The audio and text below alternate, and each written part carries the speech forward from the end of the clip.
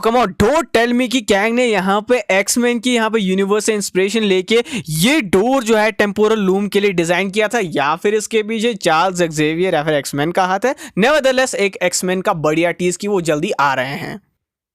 सुबह के बज रहे हैं यहाँ पे 7:30, तो मैं आपके सामने लेकर आया हूं एपिसोड 1 का लोकी के सीजन 2 का एक जबरदस्त एपिसोडिक एनालिसिस। तो गाइज मैं अगर एक लाइन में डिस्क्राइब करना चाहूं ना लोकी के इस पहले एपिसोड को, मतलब भर भर के जितने भी चीजें आपने एक्सपेक्ट की होगी कि इस पूरे सीजन में आपको देखने को मिलेंगी, वो पहले ही एपिसोड में आपको देखने की मिलेगी। बल्कि अगर मैं कहूं कि जो हमें ट्रेलर और टीजर देखने को मिला था तो वो पहले 2 ही एपिसोड से कट करके बनाया गया है, यानी कि इस सीरीज के बारे में कोई भी चीज हमें एंडिंग तक पता नहीं चलने वाली, और जो भी चीजें हमें पता है शायद एपिसोड 1 और एपिसोड 2 में ही होने वाली है, जो कि अपने आप में मुझे लगता है कि इस एपिसोड 1 ने मेरी एक्सपेक्टेशंस को और फैंस की भी एक्सपेक्टेशंस को यहां पे ओवरकम किया होगा। लेकिन गाइज अगर मैं कहूं यहां पे ओबी का कैरेक्टर जिसको हमें यहां पे इंट्रोड्यूस किया जाता है, और जब यहां पे लोकी को इंट्रोड्यूस किया जाता है कि किस तरीके से वो टाइम स्लिप कर रहा है, डिफरेंट पास्ट प्रेजेंट और फ्यूचर के थ्रू वो यहां पे जा रहा है, कहां पे टीवीए में वो टाइम स्लिप कर रहा है, यानी कि टीवीए के ही पास्ट प्रेजेंट और फ्यूचर में कहीं ना कहीं वो स्लिप कर रहे हैं। इस दौरान लोग ये खतरनाक चीज ऑब्जर्व ये करते हैं कि यहां पे टीवीए को एक ही बार में नहीं बनाया गया था, बल्कि यहां पे बार बार रीराइट किया गया है टीवीए की स्टोरी को यहां पे कैंग के द्वारा या फिर कैंग के वेरिएंट्स के द्वारा। क्योंकि जब वो यहां पे टीवीए में टाइम स्लिप कर रहे होते हैं तब वो एक वॉर रूम में जाते हैं, वही वॉर रूम जिसमें प्रेजेंट टाइम में करंटली जो है टीवीए के जजेस और इसके अलावा मोबियस और हंटर्स की मीटिंग हो रही होती है, जहां पे वो डिसाइड करते हैं कि वो यहां पे सीक्रेट टाइमलाइन में किसी भी अबनॉर्मल ब्रांच को अभी प्रूव नहीं करेंगे या फिर किसी भी वेरिएंट को प्रूव नहीं करेंगे। टाइम स्पेंड करते हुए लोकी को यह पता चलता है कि एक्चुअली में जज रेंसलियर और कैंग का सीधा सीधा यहां पे रिलेशन है और वो मिलकर कहीं ना कहीं टीवीए को रूल करना चाहते थे। लेकिन इसके बाद क्या ऐसा हुआ कि यहां पे हमें कैंग के जो पुतले थे पास्ट में हमें जो दिखाए गए थे यहां पे लोकी के टाइम स्लिपिंग के दौरान, वो यहां पे टाइम कीपर्स की वॉल में चेंज हो गए। यहां पे ये रिवील करा जाता है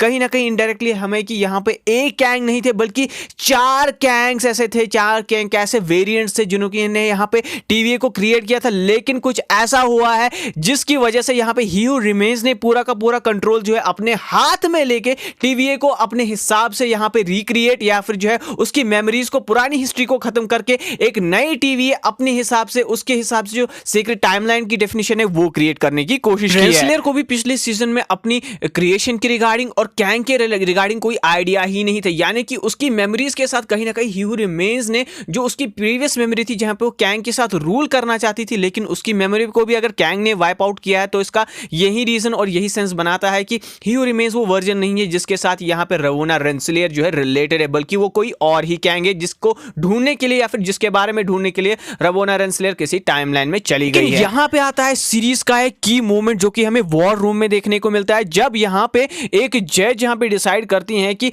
यहां पे वो किसी भी टाइमलाइन को प्रूव नहीं करेंगे। लेकिन एक जज ऐसी होती है जो जिस तरीके से हमने रेंसलियर को पिछले सीजन में सिल्वी के पीछे पड़ते हुए देखा था, वही यहां पे फिर से ऑर्डर देती है हंटर्स को और यहां पे कहीं ना कहीं टीवीए के सारे के सारे हंटर्स को, मिनटमैन्स को, कि भाई तुम एक काम करो, तुम यहां पे सिल्वी को ढूंढने के लिए लग जाओ। लेकिन उस पर्टिकुलर हंटर के बीच और उस जज के बीच जो इंटरेक्शन हो रहा होता है वो यहां पे ऑब्जर्व करती है B-15 हंटर, और वो कुछ ना कुछ यहां पे फिशी सा उनको लगता है कि यार कुछ तो इनके बीच में पकड़ा है, लेकिन वो क्या है वो आने वाले एपिसोड्स में रिवील करा जाएगा। और ये वाली लेडी जो जज है ना, कहीं ना कहीं मुझे लगता है कि लेडी लोकी के क्लासिक वेरिएंट या फिर ओल्डर लोकी का एक वेरिएंट होने वाला है, जो कि इस अपॉर्चुनिटी को सीज करके मुझे लगता है कि टीवीए को शायद खत्म करना चाहती है और इसका रिलेशन शायद सीधा सीधा सिल्वी से भी हो सकता है। लेकिन यहां से शिफ्ट होता है सीधा फोकस यहां पे रिपेयर्स एंड एडवांसमेंट सेक्शन में, जहां पे ओबी बैठे हुए होते हैं और लोकी की इस टाइम स्लिपिंग वाली प्रॉब्लम को सॉल्व करने के लिए यहां पे वो एक सॉल्यूशन ऑफर करते हैं। और सॉल्यूशन भी क्या यूनिक तरीके से यहां पे ऑफर किया है और किस तरीके से दिखाया गया है इस एपिसोड में, एब्सोल्युटली लव्ड इट। क्योंकि यहां पे पास्ट प्रेजेंट में जो है किस तरीके से शिफ्ट करते जाते हैं लोकी की, जिस तरीके से वो ओबी को कम्युनिकेट करते हैं उनके पास्ट में कि यार मैं फ्यूचर में तुम्हारे पास आऊंगा, तो वो डिवाइस जिसके थ्रू तुम इस टाइम स्लिपिंग को क्योर करोगे वो अपने पास रखना और यहां पे मोबियस को या फिर मुझे जो है याद दिलाना। लेकिन टेम्पोरल लूम लूम, जो कि एक इंपॉर्टेंट कंसेप्ट मैंने आपको अपने पिछले वीडियोस में भी कहा था कि यहाँ पे टीवीए में हमें यहाँ पे टेम्पोरल लूम या फिर टाइम लूम का कंसेप्ट दिखाया जाएगा, जहां पे ये टाइम लूम वाला कंसेप्ट ऐसा होगा, एक ऐसा डिवाइस होगा जो कि पूरी के पूरे टीवीए को और पूरी की पूरी मल्टीवर्सल ब्रांच को कंट्रोल में रख रहा है और टीवीए को पावर भी कर रहा है। और इसका इंपैक्ट हमें यहाँ पे इस पहले एपिसोड में देखने को मिला, जहां पे टीवीए में जो है पावर सर्ज जो है एबनॉर्मलिटी बढ़ती जा रही है और वो किसकी वजह से, वो उसी टेम्पोरल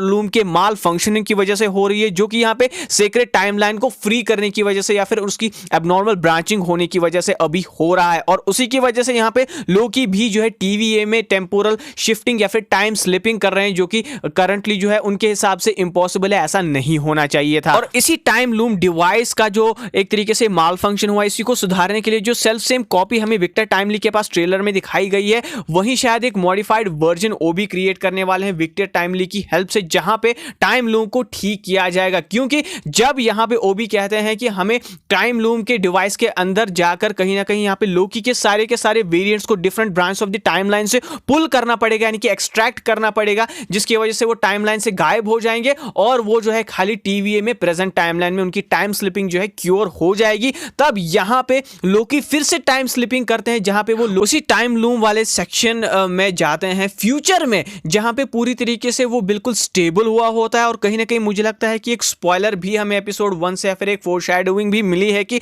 यहां पे टीवी अल्टीमेटली ठीक होने वाली है। और सारी की सारी टाइमलाइंस का क्या होने वाला है, इसको तो पूरी तरीके से बैकग्राउंड में नहीं दिखाया गया, क्योंकि कहीं ना कहीं उसे कवर कर दिया गया था पूरी तरीके से स्पॉइल ना कर देने के लिए। लेकिन शायद से टाइमलाइंस जो है स्लिप्ड ही रहने वाली है, मल्टीवर्स जो है वो ऑलरेडी क्रिएट हो चुकी है, खाली अब किस तरीके से यहाँ पे टीवीए को स्टेबल करा जाए और किस तरीके से टेम्परली यहाँ पे जो है बैलेंस बना के रखा जाए, जिस तरीके से बाद में जाके टीवीए जो है स्टेबल तरीके से एक सिस्टमैटिक मैनर में उन सारी मल्टीवर्सल ब्रांच को एक सीक्रेट टाइमलाइन में फिर से जोड़े। ये शायद से अभी मुझे लगता है कि सीजन 2 का मेन क्रक्स होने वाला है कि मल्टीवर्स तो अब क्रिएट हो गई है, इसको यहाँ पे रिवर्ट बैक तो नहीं किया जा सकता, लेकिन किस तरीके से टेम्परली इनको जो है कंट्रोल में ऑर्गेनाइज्ड मैनर में सारी की सारी टाइमलाइंस को ऑर्गेनाइज किया जाए। ये शायद जो है अल्टीमेटली टेम्पोरल लूम को ठीक करने का मकसद यहाँ पे हो सकता है टीवीए, ओबी और यहाँ पे लोकी का। लेकिन यहाँ पे जो मैंने आपको बताया ना कि यहाँ पे डिफरेंट टाइमलाइन से लोकी को एक्सट्रैक्ट करना था, तो उसके लिए लोकी को सेम टाइम पे जैसे उसे उसका एक्सट्रैक्शन डिफरेंट टाइमलाइन से खत्म होगा, उसको खुद को भी प्रूव करना था, जिसकी वजह से वो क्योर हो पाए फुली।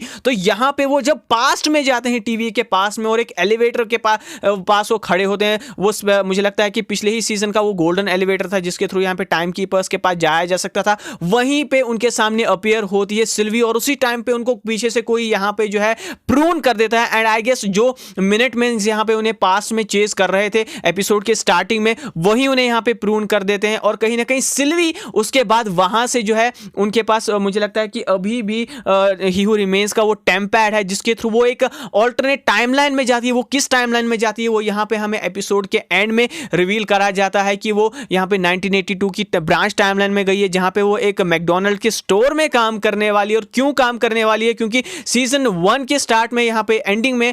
यहाँ पे रवोना रेंसलर ने उसे कहा था कि तुम्हें पता भी है कि एक फैमिली होना क्या होता है, क्या तुमने अपने बचपन को जिया भी है, क्या तुमने वो नॉर्मल लाइफ जी भी है। तो उसी नॉर्मल लाइफ को कहीं ना कहीं दूर से एक्सपीरियंस करके या फिर जो दूसरे लोगों को खुश होता हुआ देख के वो अपनी खुशी यहाँ पे उस टाइमलाइन में वो ढूंढने वाली है और कहीं ना कहीं